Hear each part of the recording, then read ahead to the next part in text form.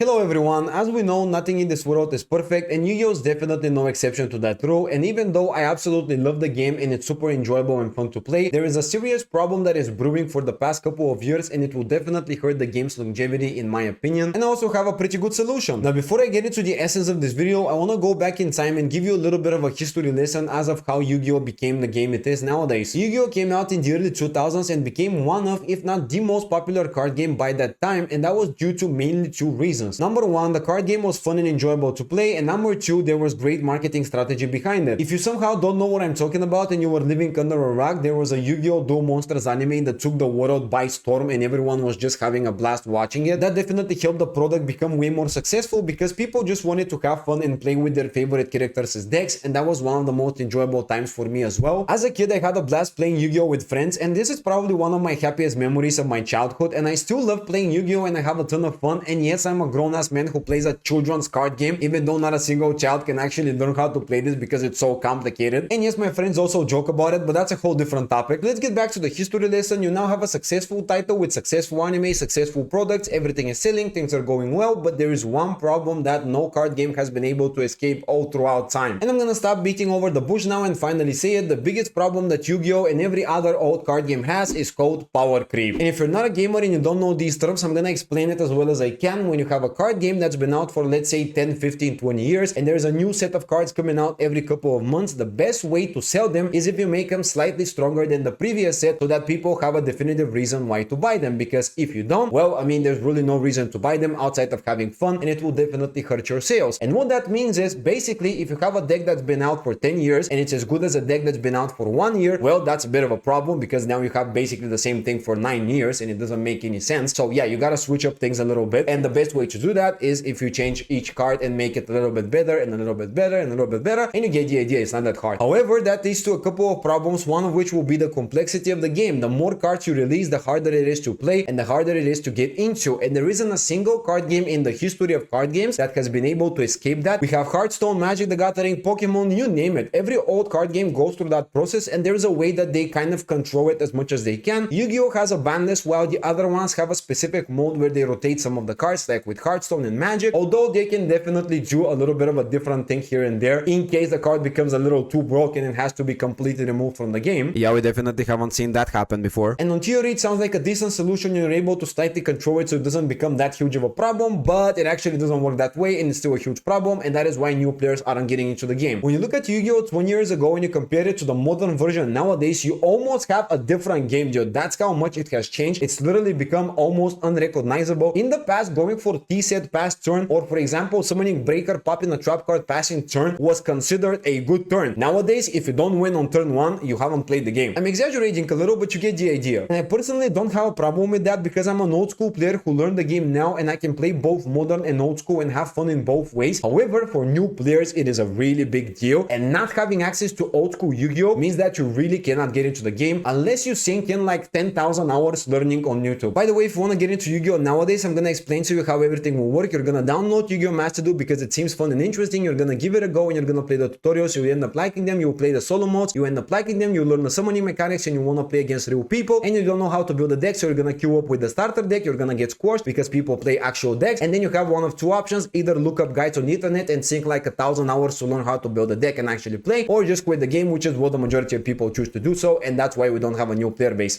Good old days. That's what happened to me. I just chose to learn the game and here I am. And now, after you know what power creep means and you've read the title of this video, you now believe I have the one solution to every card game's problem that no one has been able to solve, and I have no idea how to fix it. Anyways, guys, have a great day. Like, subscribe.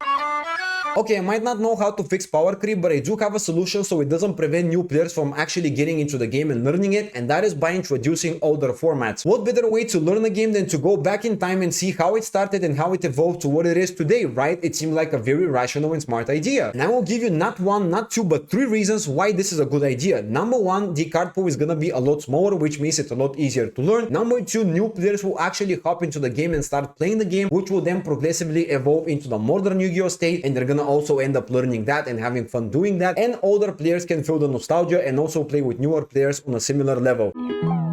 This will literally solve all of Yu-Gi-Oh's current problems, because when you hop into ranked game, it doesn't matter whether you're rookie or master rank, you're gonna end up playing against someone who knows the meta and plays a meta deck. And if you don't believe me because I'm a long-term player and I play all the way to diamond or master rank every season, well, I have news for you. I literally started a brand new account from scratch. Everything is documented in my channel on live streams, and you can see people all the way from rookie rank to master rank playing with modern Yu-Gi-Oh decks, and very few people that I queue up against also end up not knowing what's happening because they're new players, they haven't learned the game, and they play against a top tier deck and they play some wacky stuff because they don't know how to build a deck. And of course, it's not their fault, it's the game's fault for not teaching them. And this is literally an ongoing problem ever since the game came out, which is 3 years ago, and at this point it's continuing to happen, and it definitely hurts the longevity of the game because almost not a single new player actually gets into the game and puts in like tens of hours to learn the game, because it's not an easy game to learn. Even though it says children game, as I said, it is definitely not for children, dude. Even grown adults have a hard time learning this game because it's a complicated game, right? And in order to make it simpler so people can actually get into it, we need to go back in time a little bit and make the card pool smaller permanently, have a permanent mode with something easier to learn so new players can actually get into the game. And this is what I believe to be the best solution to Yu-Gi-Oh's biggest problem, guys. I don't know what you think about the topic, but I believe this to be a very nice solution that I would love to see being implemented, and I'm also trying to implement it myself as well as I can in my content to help you guys learn how to play the game, because I'm seeing a lot of people who just have no idea how to play it, and of course this is only the game's fault, not their fault, as I said. And yeah, I'm a big advocate of a more simplistic gameplay so people can actually get into the game, learn it, and I can guarantee you, even for old school players, they're gonna have a good time because it's nostalgic, so it's a win-win situation. Let's hope one day Konami will listen. But anyways, that was it for the video, guys. I hope you enjoyed it. I just wanted to explain the state of Yu-Gi-Oh nowadays and what can be improved and made better, and hopefully one day we'll actually get something like that and new players will finally be able to get into the game again and have fun with us, the old boomers. Have a great day from me.